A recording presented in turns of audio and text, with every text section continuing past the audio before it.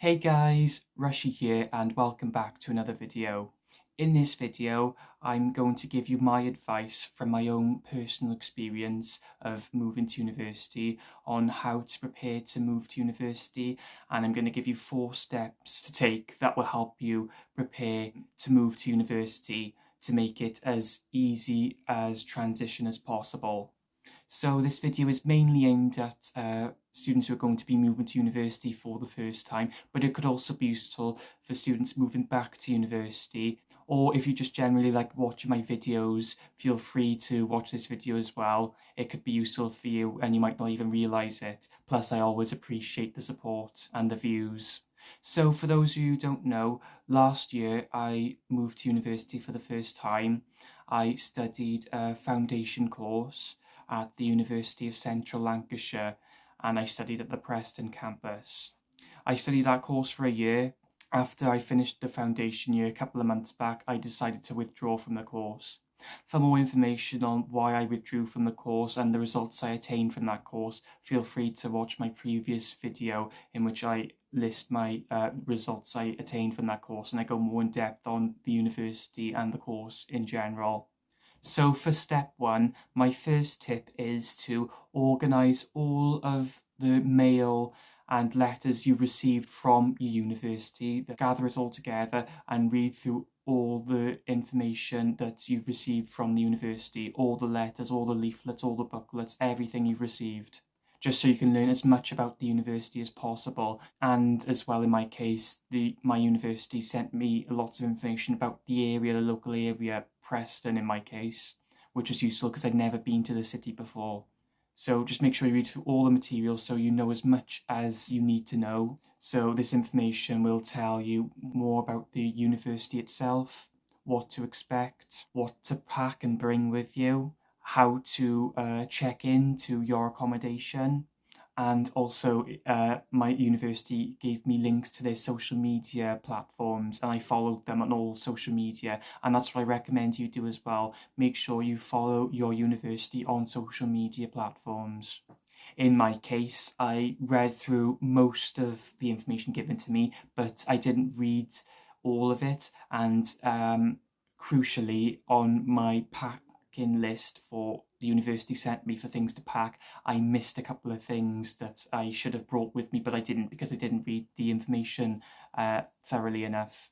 But yeah, if I'd read all the information, I wouldn't have had any issues, because with me, I forgot to bring a duvet with me. I thought it would be provided for me for my room, but unfortunately it wasn't. I was just given an undersheet instead, which I had to use that to sleep on for the first week, which wasn't very pleasant. The next week I had to go back home and bring my duvet back up with me.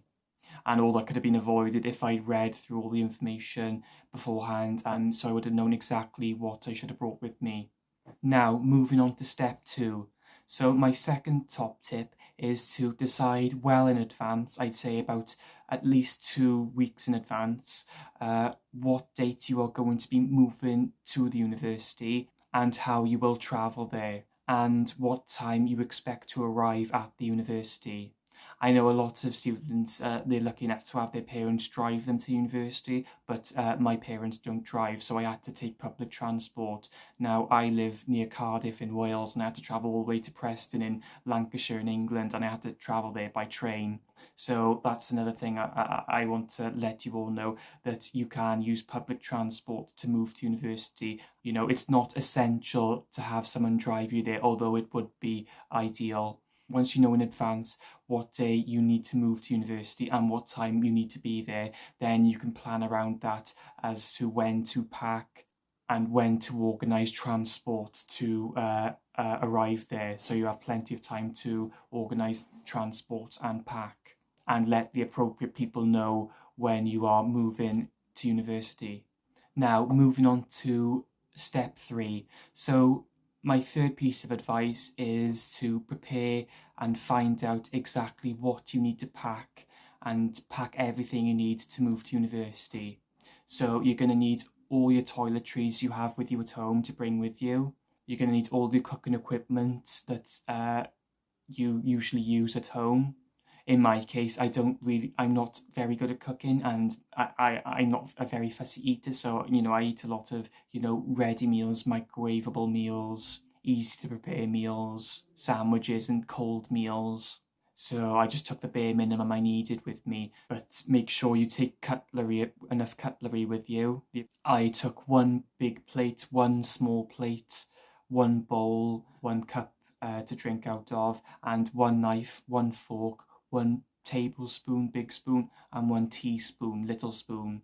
And that was the essentials that I really needed. But a couple of things that I forgot to bring with me that I had to buy at a later date was a pizza cutter, because I eat pizzas, and a tin opener. So make sure you bring at least a tin opener as well. That would be an essential item for most things. And in terms of the equipment I needed for my course, I needed to have my own computer, which luckily I had my own laptop, so I had to bring that with me as well. I needed to bring a writing pad and pens, pencils, rulers, rubbers. So make sure you bring the appropriate equipment and all the learning tools you need to bring with you to start your course.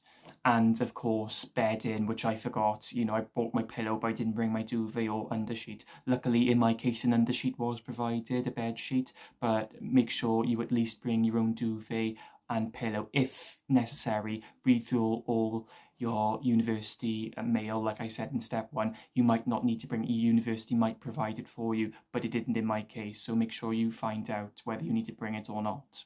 And finally, moving on to step 4. So my final piece of advice is to research the area that you will be living in. So like in step 1, I said, from the reading materials provided from the university, make sure you read about university, learn about university, but also learn about the area your university is based in. My university was based in the city of Preston, and I'd never been to Preston before, and I didn't know anyone from Preston, and none of my family live in Preston, so I basically knew nothing about the city. So I had to do a lot of research in order to understand what it's like to live in Preston. I had an open tour of the university before I moved in, which helped me a little, but I had to do a lot of research online. One thing I highly recommend is study a map of the local area of the city or town or area that you will be living in, just so you know where to go once you are dropped off. So for me, I took a train to Preston. I got off at the train station, then I had to navigate my way around the city to the university. I knew roughly where I was going from the open day I had previously, but I didn't know exactly because I didn't study a map of the area, so I did get lost a couple of times. And you can imagine carrying 2 suitcases with me and being on my own in a strange city. It was very nerve-wracking. I felt like I was under a lot of pressure, and it was a very stressful situation. But luckily, after taking my time to look around the local area, I managed to find my accommodation and remembered where it was. But that could have all been avoided if I researched a map of the area before I set off, which is what I recommend you do.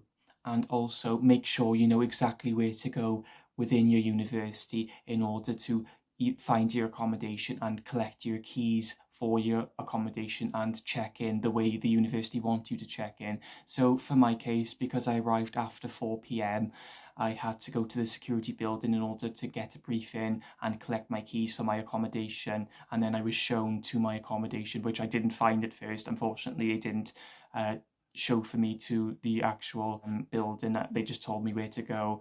So if I'd researched the map of the actual university beforehand, I would have known better where to go, but I didn't. But I managed to find it eventually. But yeah, it would have been easy if I know exactly where to go in the university. So make sure you know where to go in order to pick up your keys and where your accommodation is in relation to your university. And once you've arrived at your accommodation, fellow students might have already moved in if you're in shared accommodation or not, depending on what time of the day you're moving in and what day you're moving in. With me, I was so exhausted. I seen one of my flatmates. I said hi, we introduced ourselves, just a quick hello, and then I went straight to my room, unpacked. I was absolutely exhausted, and I went straight to sleep, and I had a really nice long sleep that night because I was so exhausted. and I let all my family know when I had arrived in my room. And I recommend you do the same as well if you have any family or friends who may be worried about you if they haven't heard from you, or if they know you're moving to university. Make sure you let them know once you've arrived in your accommodation so that you're safe and they don't need to worry. So that's it for this video, guys. So to summarize my 4 steps, top tips for moving to university. For step 1, make sure you organise and read through all of the information, all of your post, all of your mail that your university has sent you. Step 2, decide at least 2 weeks in advance what date you will be moving to university and how you will get there, which type of transport you will be taking, who will be taking you. Step 3, decide what you need to pack and research to find out everything you need to pack to take with you to university, and make sure you pack a couple of days or at least 1 day in advance from when the day you travel.